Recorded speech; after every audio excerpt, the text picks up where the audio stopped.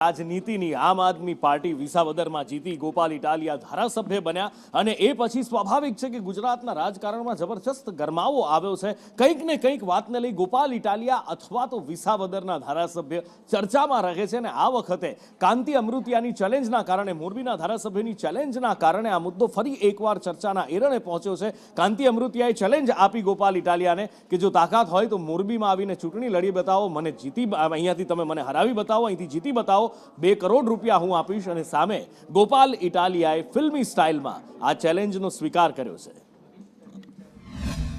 મેં એમ કહ્યું કે કાંતિભાઈએ સ્ટેટમેન્ટ આપ્યું એટલે પેટમાં તેલ રેડાય છે, પેટમાં તેલ નથી રેડાતું। મેં સાચી વાત કરી છે। તમે આવો, આમાં પ્રોસિજર હોય। તમે એકવાર ચૂંટણા, હું 7 વાર લઈ રહ્યો છું। આપણે બંને આવતા સોમવારે માનનીય અધ્યક્ષશ્રીની જઈ બે આપણે રાજીનામું દઈ દઈએ। રાજીનામું દીધા પછી ચૂંટણી આવશે। અહીંયા વિસાવદરની ચૂંટણીમાં અમારા કાર્યકર્તા લડશે ને તમારા કાર્યકર્તા લડશે। અહીંયા આપણે બેને લડવાનું। એટલે તમને ખબર પડી જાય ક્યાંય ગોપાલભાઈના નામે ધમકી ન દઈએ ને ઉછેરવાના ધંધા બંધ કરે। જો 5 વર્ષ હું નહોતો તે લગભગ ડાભુરિયા આવી ગયા હતા ગામમાં, 10% ને 20% વાળાને જમીન ફળાવવા। એટલે એ બધા અત્યારે ગુફામાં વહી ગયા છે। એટલે એમાં એનો હાસે છે। બીજું ગોપાલ ઇટાલિયા મારા ઘરના યાદથી વરા પહેલાં જવાબ આપ્યો હતો, નરેન્દ્રભાઈની મધર વિશે બોલ્યા હતા। એટલે ગમે તે અહીં લડવા આવે હું રાજીનામું દઈ દઉં અને એને 2 કરોડ રૂપિયા હું આપીશ। તો મારી મોરબીના ધારાસભ્યએ આપેલી આ ચેલેન્જને આપણે સ્વીકારી લઈએ છીએ સહર્ષ રાજી ખુશીથી કે જો તમે શુરા બોલ્યા ન ફરે, શુરા હોવ, મરદ માણસ હોવ અને એક જ વખત બોલતા હો, જબાનના પાક્કા માણસ હોવ તો આજે 10 તારીખ થઈ છે, મોડામાં મોડું 12 તારીખે બપોરે 12 વાગ્યા સુધીમાં રાજીનામું તમારું પડી જવું જોઈએ। ગોપાલ ઇટાલિયા પણ વટથી તમારા ચેલેન્જને સ્વીકારે છે। 30 વર્ષથી તમે મોરબીના ધારાસભ્ય છો, તમને શરમ આવવી જોઈએ।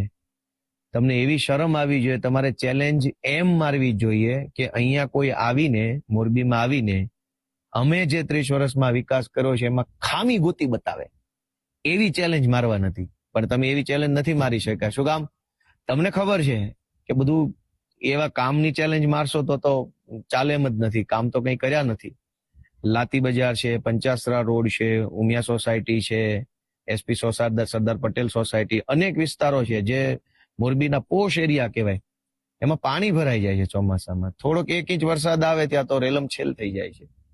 તો 30 વર્ષથી ધારાસભ્ય હોવા છતાંય તમારે હવે મને ચેલેન્જો મારવી પડે છે, એ જ તમારી નિષ્ફળતાનો સૌથી મોટો પુરાવો છે।